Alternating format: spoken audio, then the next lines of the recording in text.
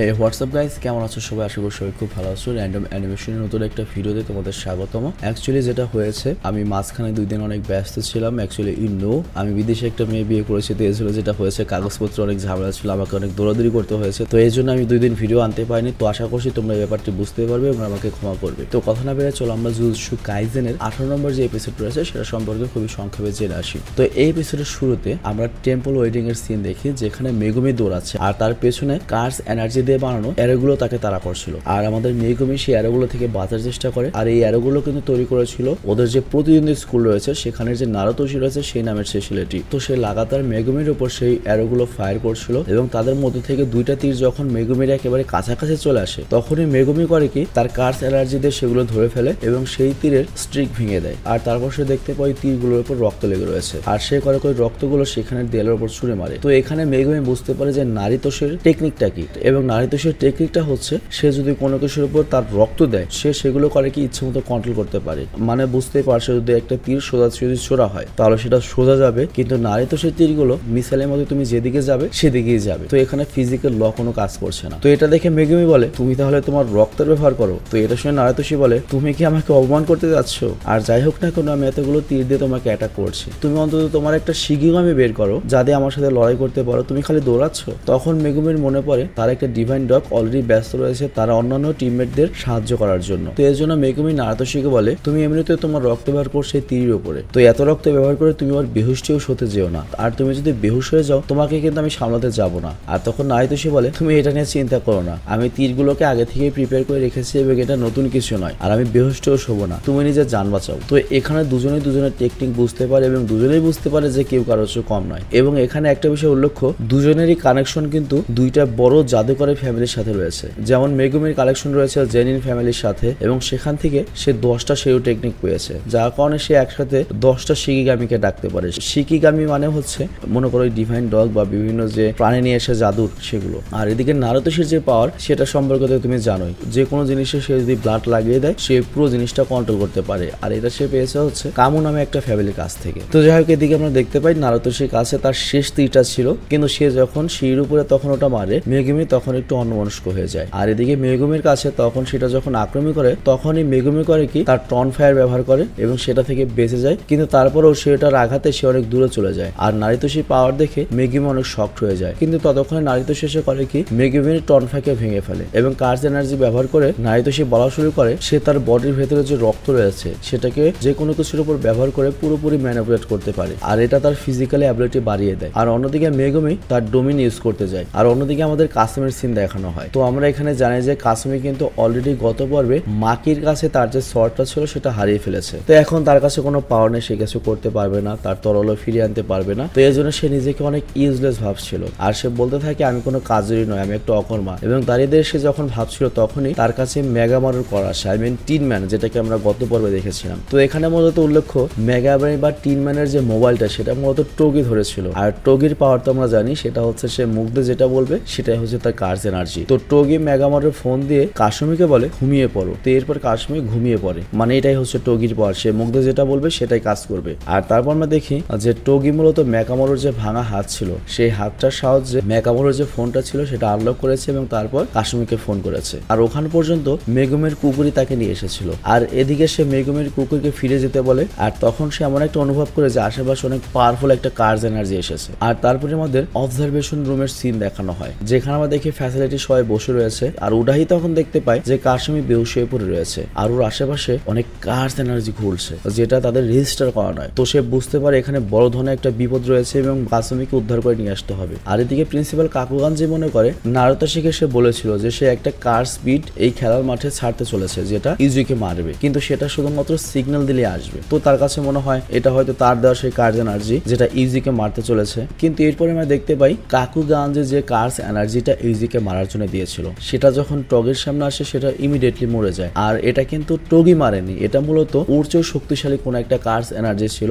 যেটা ওই কার্স এনার্জিকে মেরে ফেলেছে। আর ওই কার্স এনার্জির নাম ছিল হচ্ছে আনামি। আর আনামির কথা কি তোমাদের মনে আছে? এর আগে আমরা দ্বিতীয় বা তৃতীয় পর্বে দেখেছিলাম যে গোজো যখন ওই যোগো নামে কার্স এনার্জির সাথে ফাইট করছিল তখন যে কার্স এনার্জিটা যোগো নামে ওই কার্স এনার্জিটার মাথা চুরি করে নিয়ে গেল ফুল টুল দিয়ে, সেই কার্সটা এখানে এসেছে। আর এরপর আমরা মাহিতো আর কার্স ইউজার জুজুকেও দেখতে পাই যে এই স্কুলের ভেতর ঢুকে পড়েছে এবং তারা বলে যে এখন সময় হয়ে গিয়েছে, আমরা আমাদের কাজ শুরু করি। মানে ওদের মেন টেকনিকটা হচ্ছে যেহেতু ছাত্রছাত্রীরা এখানে নিজেদের সাথে নিজেরা লড়াই করছে, এই সুযোগে আমরা ইউজিকে এবং সবাইকে মেরে দেই, কিংবা ইউজিকে যে কোনো ভাবে টেকনিক করে শকুনাকে ডাকিয়ে আনি এবং শকুনার সাথে আমরা ডিল করব। আর এদিকে আমরা নারুতোর ছোটবেলার দৃশ্য দেখি, আর আমাদেরকে বলা হয় সে তার মাকে রক্ষা করার জন্য কামো ফ্যামিলির গোলাম হয়েছিল এবং নারুতোষী হচ্ছে একটা গোলামের মেয়ে। কিন্তু তারপরেও নারুতোষীর মা ওই ফ্যামিলিতে কাজ করেছিল বলে নারুতোষী ওই ফ্যামিলির কিছু টেকনিক পেয়েছিল, আর সেটা হচ্ছে ব্লাড ম্যালিমিনেশন টেকনিক। আর তারপর আমাদের বর্তমান দৃশ্য দেখানো হয় যেখানে নারুতোষী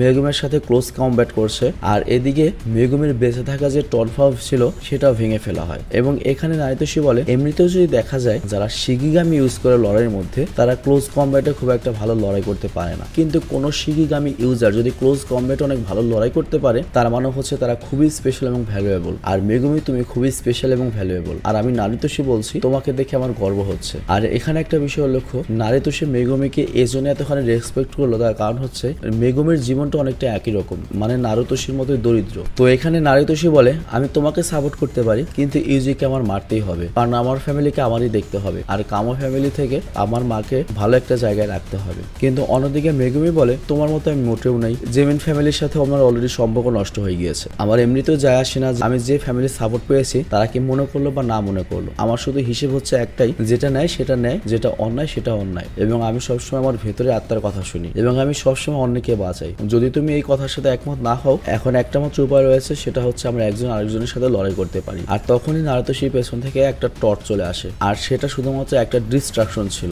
মানে নারুতোষীর পেছনে একটা শিগিগামি আসে যেটা নারুতোষীর দৃষ্টি অন্যদিকে নেওয়ার জন্য। তো নারুতোষী যখন অন্যদিকে ঘোরে তখনই সেই টর্চটা গায়েব হয়ে যায়, আর মেগুমির একটা শিগিগামি আনার জন্য একটু সময়ের দরকার ছিল। তো সেই ওই সময়ের মধ্যে তার যে একটা শক্তিশালী শিগিগামি রয়েছে সেটাকে ডাকে, যেটার নাম হচ্ছে একটা ম্যাক্স এলিফ্যান্ট। তো ম্যাক্স এলিফ্যান্ট যখন আসে নারুতোষী বুঝতে পারে এটা একটা বড় টার্গেট এবং তার অনেক শক্তি ইউজ করতে হবে এটাকে আক্রমণ করার জন্য, কিন্তু তখনই ম্যাক্স এলিফ্যান্ট করে কি এখানে পুরো পানিতে ভরে ফেলে, যার কারণে নারুতোষী জানলা দিয়ে বাইরে বের হয়ে যায় এবং সে ওপেন এরিয়াতে চলে আসে। আর এদিকে নারুতোষী বুঝতে পারে যে মেগুমির কিল প্ল্যান। তো মেগুমির প্ল্যান হচ্ছে সে যখন পড়ে যাবে তখনই মেগুমি তার উপর আক্রমণ করবে। তো এই সময় মেগুমি করে কি তার মিউকে ডাকে, যে কারণে মিউ তার ইলেকট্রিসিটি ব্যবহার করে নারুতোষীর উপর হামলা করে। আর এদিকে নারুতোষী ভাবছে তার মাকে তার প্রোটেক্ট করতে হবে, তো এই জন্য সে করে কি মিউর আক্রমণ থেকে বেঁচে নিজেকে প্যারালাইজড করতে দেয় না, এবং সে করে কি তার যে ক্রিমোশন বাইন্ডিং রয়েছে সেটা ব্যবহার করে মিউর উল্টা ব্যান্ড বাজিয়ে দেয় এবং সে হারার জন্য মোটেও প্রস্তুত ছিল না। তো যাই হোক, এখানে নারুতোষী এবং মেগুমি একে অন্যের উপর যখন আক্রমণ করার জন্য আগায়, কিন্তু ততক্ষণে পেছন থেকে বড় ধরনের একটা ঝাড়ি বাড়ি চলে আসে, যেটা একটা গাছের মতো দেখতে বিশাল একটা শক্তিশালী কাঠ। আর সেই গাছের উপর থেকে আমরা দেখি টগি দৌড়াচ্ছে, আর টগি ওদের দুজনকে বলে নিজেদের ভিতর গ্যাঞ্জাম ঝামেলা শেষ কর, বাঁচতে চাইলে দুজনেই পালা। তো এরপর দুজনেই পালাতে শুরু করে। আর এরপর আমরা অবজার্ভিং রুমে দেখি, আর এখানে যতগুলো যে স্পিড ব্যাটারি ছিল সেই সবগুলো লাল রঙে পুরো যেতে থাকে। আর ফ্যাকাল্টি সবাই বুঝতে পারে যে এখানে তারা যে কার্সগুলো ছেড়েছিল পুলাপানের ট্রেনিং এর জন্য, এখানে শুধুমাত্র সেই কার্সগুলো নেই, এখানে আনরেজিস্টার্ড অনেক ভয়ঙ্কর কার্স চলে এসেছে এবং তারা করেছে কি ওরা যে ট্রেনিং এর জন্য কার্সগুলো ছেড়েছিল সেগুলো সব মেরে ফেলেছে এবং এখন ওদের টার্গেট হচ্ছে এখানে যে স্টুডেন্ট গুলো রয়েছে তাদেরকে মেরে ফেলা। তো এখানে বড় ধরনের একটা গন্ডগোল হবে। তো এটা দেখার পরেই প্রিন্সিপাল ইয়াগা যে ছিল সে করেকে রেডি হয়ে যায় সেখানে জানার জন্য, আর শাটরও রেডি হয়ে যায়। আর তখন সে কাকু কাঞ্জিকে বলে তুমি স্টুডেন্টদের উপর খেয়াল রেখো আর আমি বাকি সবার সাথে কমিউনিকেশন রাখবো। আর এরপর আমরা দেখি সবাই আনামারি প্লেসের উপর দিয়ে দৌড়াচ্ছে, কিন্তু সামনে গিয়ে তার আটকা পড়ে। আর এদিকে জুজু দেখে যে কোলাহল বেজে গিয়েছে, সেজন্য সে করে কি কার্স অবজেক্ট ব্যবহার করে এদিকে একটা ডোমেন বানাতে শুরু করে। আর এদিকে আমরা দেখতে পাই শাটরো, উটাহি এবং গাঞ্জি দৌড়াচ্ছে সেই ব্যারিয়ারের ভেতরে ঢোকার জন্য। বিষয়টা আমি বুঝিয়ে বলছি, মানে পুলাপান যেখানে ট্রেনিং করছে সেখানে আনরেজিস্টার্ড অনেকগুলো কার্স ঢুকে পড়েছে এবং তারা করছে কি ওখানে যে ট্রেনিং করছে যেসব পুলাপান তাদেরকে মারার জন্য একটা ডোমেন বা ব্যারিয়ার তৈরি করছে, যার মধ্যে কেউ আর ঢুকতে পারবে না এবং স্টুডেন্টদের মেরে ফেলবে। তো তাদেরকে বাঁচানোর জন্য আমাদের শাটরো, গোজো, গাঞ্জি এবং উঠাই সবাই ওইদিকে দৌড়াচ্ছে, কিন্তু এখানে আমরা দেখতে পাই ব্যারিয়ার অলরেডি বন্ধ হয়ে গিয়েছে, গাজও ওটার মধ্যে ঢুকতে পারে না এবং গাজে বলে মনে হয় আমার এটা ভাঙতে হবে, কিন্তু দেখা যায় সে ওই ব্যারিয়ারকে টাচও করতে পারে না, অনেক শক্তিশালী ব্যারিয়ার। কিন্তু অন্যদিকে উটাহি এবং কাকু গাঞ্জো সহজে ওই ব্যারিয়ারের ভেতর ঢুকতে পারে। তো এখানে সবাই বুঝতে পারে যে এই ব্যারিয়ারটা স্পেশালি শাটরো, গোজোর জন্য তৈরি করা হয়েছে, তার মানে যে কার্স এনার্জি এই ব্যারিয়ারগুলো তৈরি করেছে তারা অনেক বেশি স্কিলড এবং তারা সবাই শাটরো, গাজোকে দেখে ভয় পায়, মানে যেই আসুক ভিতরে অন্তত যেন শাটরো, গাজো না আসতে পারে, তাহলে আমরা শেষ। তো যাই হোক, শাটরো, গাজো যখন দেখতে পায় সে ভেতরে ঢুকতে পারবে না, তখন সে বাকি দুজনকে বলে তোমরা ভিতরে যাও, আমি বাইরের বাকি সবকিছু খেয়াল রাখবো এবং তোমরা ভেতরে গিয়ে বাকি সব স্টুডেন্টদের বাঁচাবে। তো এরপর তারা দুজনে যখন ভেতরে যায় তখন তাদের তাদের সামনে জুজু ছিল আর সে অনেক রেগে যায় আর সে তাদেরকে বলে আমি তো মনে করেছিলাম এখানে গোজো আসবে, কিন্তু দেখতে পাচ্ছি তোমাদের মতো থার্ড ক্যাটাগরির লোক চলে এসেছে। কিন্তু এদিকে ওই বুড়ো কাকুগঞ্জে যে আমরা নর্মাল মনে করেছিলাম সে কিন্তু নর্মাল নয়, সে তার গিটার বের করে আর সে উঠাইকে বলে তুমি সামনে যাও, বাচ্চাদেরকে বাঁচাও, আর বাচ্চাদেরকে বাঁচানোই তোমার মেইন প্রায়োরিটি হওয়া দরকার, আর এইসব কাজদের আমি সামলাচ্ছি। আর এদিকে মেগুমির মনে পড়ে গোজো তাকে দুইটা ড্রয়িং দেখিয়েছিল, একটা হচ্ছে স্পেশাল গেট কার্ডের আর দুইটার মধ্যে থেকে এই একটাই হচ্ছে আনামি।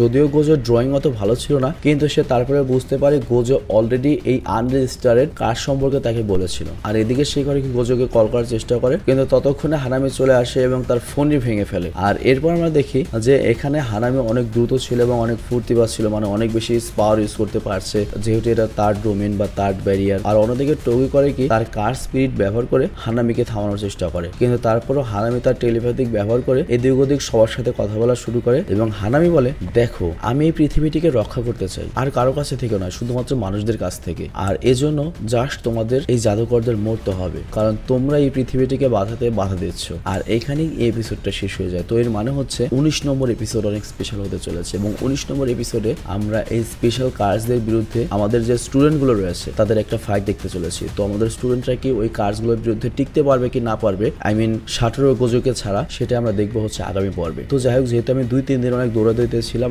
আজকে আমি এই ভিডিওতে একটার বেশি দুটো এপিসোড দিতে পারছি না, আমি জন্য ক্ষমা প্রার্থনা করছি। কিন্তু এরপরের যে কয়টা এপিসোড থাকবে সবগুলো আমি প্রতি ভিডিওতে আমি 2টো করে এপিসোড দেবো, যাতে আমরা খুব দ্রুত জোশো কাইজেন শেষ করতে পারি। আর যেহেতু আমি রেগুলারলি তোমাদের জন্য এত কষ্ট করি, তো আমিও তো মানুষ, আমারও তো অনেক কাজকর্ম থাকে, মানে পার্সোনাল কাজকর্ম থাকে। তো আমি বিশ্বাস করি তোমরা এই ব্যাপারগুলোকে ইজিলি নেবে, মাঝে মাঝে যদি আমার গ্যাপ যায় তোমরা ব্যাপারগুলোকে ইজিলি নেবে। আর এখানে মেন সমস্যাটা হচ্ছে তোমরা জাস্ট আমাকে ইউটিউবে চেনো, মানে আমি যে কাজ করি সেই কাজের ক্ষেত্রে চেনো, আমার ভিডিও দিয়ে চেনো, কিন্তু নর্মালি আমার লাইফে আমি কি করছি না করছি তো এই সম্পর্কে তোমাদের কোনো আইডিয়া নেই। আর এই আইডিয়াটা পেতে হলে আমার যে পার্সোনাল ফেসবুক আইডিটা রয়েছে সেটার সাথে তোমাদের কানেক্টেড হতে হবে। তো আমার পার্সোনাল যে ফেসবুক আইডিটা রয়েছে সেই পার্সোনাল ফেসবুক আইডিটার লিঙ্ক আমি ডিসক্রিপশনে দিয়ে দিচ্ছি, যাতে অন্য কেউ আমি সে যে তোমাদের সাথে কন্ট্যাক্ট না করতে পারে এবং তোমাদেরকে ঠকাতে না পারে। তো আমার পার্সোনাল ফেসবুক আইডির লিঙ্কটা আমি দিয়ে দিয়েছি, তোমার সবাই আমাকে ফ্রেন্ড রিকোয়েস্ট দিও, আমি অবশ্যই অ্যাকসেপ্ট করবো। আর যদি 5000 ফ্রেন্ড অলরেডি কমপ্লিট হয়ে যায় তখন আর কি করবে, তোমাদের ফলো দিয়ে রাখতে হবে। কিন্তু তোমরা আমার পোস্টে কমেন্ট করো, আমি অবশ্যই রিপ্লাই দেওয়ার চেষ্টা করবো। ভালো থেকে সুস্থ থাকো, টেক কেয়ার, আল্লাহ হাফেজ।